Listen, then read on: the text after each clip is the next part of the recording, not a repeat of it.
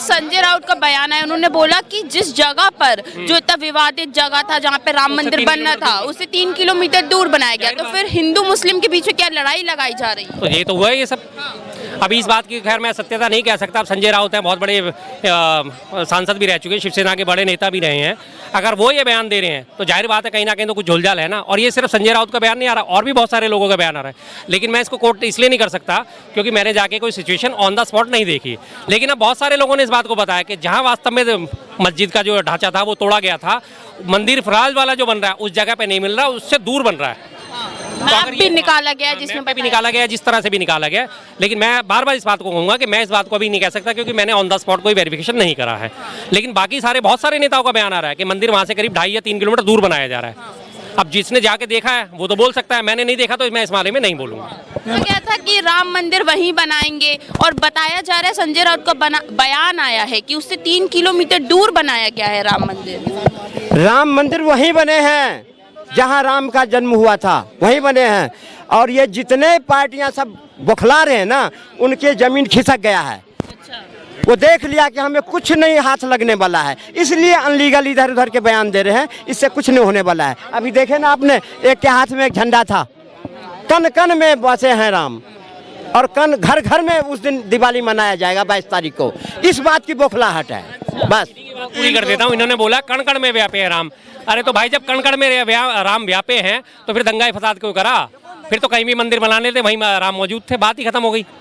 अब जो फिलहाल मैं मंदिर के मामले में सिर्फ इतना ही कहूँगा कि जो हो गया वो हो गया, जो बन रहा है वो अच्छी बात है, खत्म हो गया, एक कलेश खत्म हो गया। लेकिन बीजेपी जो है प्रॉपर इसको पॉलिटिकल पार्टी अपने बना के, पॉलिटिकल एजेंडा बना के उसका इस्तेमाल करना चाह रही है। हम उस चीज़ के खिलाफ है, सीधी सी बात है। मंदिर के हम खिलाफ नहीं है, बिल्कुल खिलाफ नहीं है। ना किसी मंदिर के खिलाफ है, ना मस्जिद के खिलाफ है, ना गुरुद्वारे चर्च, किसी की भी आस्था के खिलाफ मैं बिल्कुल भी नहीं हूँ। आस्था सबका अपना पर्सनल विषय होता है, जैसे लोगों के अपने घर परिवार पर्सनल होते हैं, आस्था सबके पर्सनल है। कोई गुरुजी को मानता है, कोई किसी माता जी को मानता है, कोई किसी भगवान को मानता है, कोई किसी भगवान को मानता है। हमारे हिंदुओं में तो कहा जाता है कि 33 करोड़ देवी देवता है, उसमें भी बार बार विवाद उठता है। कुछ लोग कहते हैं कि 33 करोड़ नहीं 33 कोटि।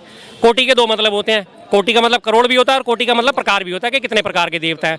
तो अगर हम 33 प्रकार के देवी देवता भी मान लें तो उनके मानने वाले भी बहुत हैं। नॉर्थ इंडिया में टोटल में राममय है इस वक्त। साउथ इंडिया में आप चले जाओ, वहाँ पे लगातार तिरुपति बालाजी के मंदिर मिलेंगे, विष्णु जी के मंदिर मिलेंगे। आप और ऊपर केदारनाथ और बद्रीनाथ चले जाओ, वहाँ सारे शंकर जी के मंदिर मिलेंगे। सीधी सी बात है। ब्रह्मा जी का एक ही मंदिर है, पुष्कर में है, लेकिन ब्रह्मा जी को मानने वाले भी कम नहीं है। सबसे पहले शुरुआत ही होती है गुरुर ब्रह्मा गुरुर विष्णु। सीधी सी बात है, ब्रह्मा जी का नाम लेने वाली भी दुनिया मौजूद है। उनकी पूजा नहीं होती, आधिकारिक तौर पे माना जाता है हिंदू धर्म के हिसाब से कि ब्रह्मा जी की हम पूजा नहीं कर सकते, लेकिन फिर भी लोग पुष्कर जाते हैं ना। तो सबके मानने वाले अपने अलग अलग हैं। इस मुद्दे पे तो हम बहस ही नहीं करना चाहते। मसला सिर्फ ये है कि बीजेपी जो है वो इसको अपना पॉलिटिकल मुद्दा बना के अपने हित साधना चाह रही है, लोगों के दिमाग में भर के लगातार कि हम राम को लाए, हम राम को लाए हैं। किसकी हैसियत है राम को लाने की? राम सारी सृष्टि को लेके आए, हमारे तुम्हारे सब जैसे लोगों को राम लेके आए हैं। इनकी इतनी हैसियत है कि ये राम को ले आएंगे, और कहाँ से ले आएंगे भाई? राम गए कहाँ थे? अगर राम को ये लेके आ रहे तो इससे पहले राम का अस्तित्व ही नहीं था। जितने भी जय श्री राम बोलते थे सब बेकार थे। सीधी सी बात है। जितने लोगों ने भी हे प्रभु हे राम मेरी रक्षा करना, और उसकी रक्षा होगी तो इसका मतलब राम ने नहीं करी, किसी और ने करी।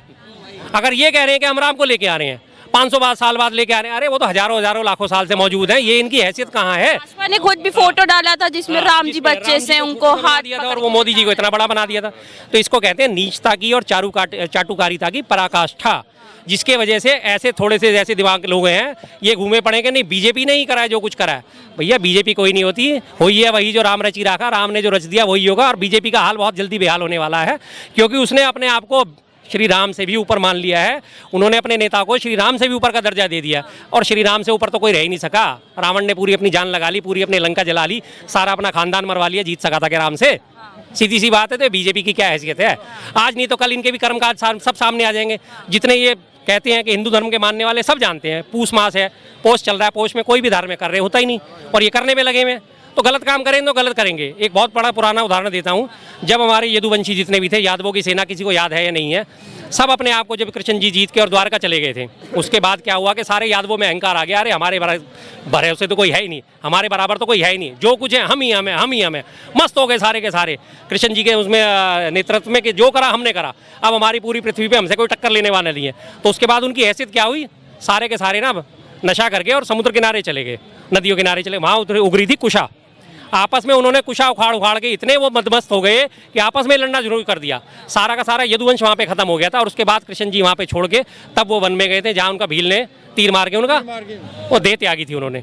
तो ये अहंकार तो उस वंश का भी नहीं रहा, कौरव वंश का नहीं रहा, पांडवों का अहंकार नहीं रहा। अगर पांडवों को अहंकार था हम जो श्रेष्ठ है, वो भी 12 साल वनवास में गए थे, उनकी भी हालत खराब हो गई थी। अहंकार तो किसी के नहीं रहा। तो ये क्या चीज़ है? सबसे बड़ा अहंकारी तो रावण को माना जाता है। तो रावण की गत सबने देखी है, हर साल उसका पुतला जलता है। प्रकांड पंडित था, सब कुछ था, सारी चीज़ मानी जाती है रावण की, लेकिन अहंकार तो उसे ले डूबा। तो बीजेपी किस खेत की मूली है? आज नहीं तो कल ये भी ले डूबेंगे, कोई दिक्कत नहीं, इसमें कोई बड़ी बात नहीं है। अहंकार तो कांग्रेस का था शर्मा जी, अहंकार तो कांग्रेस की थी जो डूब गया। भारतीय जनता पार्टी अहंकारी पार्टी नहीं है। वो पैदल चल के दूर 2 सीट से चल के आज 330 सीट पर पहुंची है। तो उसकी कार्य शक्ति है, उसकी कार्य 365 दिन चलने वाली पार्टी है, जनता के बीच में जाने वाली पार्टी है, जनता के भलाई करने वाली पार्टी है। और राम नाम का जो आप जाप लगा रहे हो, ये मैनिफेस्टो में थी भारतीय जनता पार्टी की, जिसके बल पर आज 2 सीट से लेकर के 330 और फिर 2024 में 400 पार करने वाली है। उसके कारण क्या है? उसके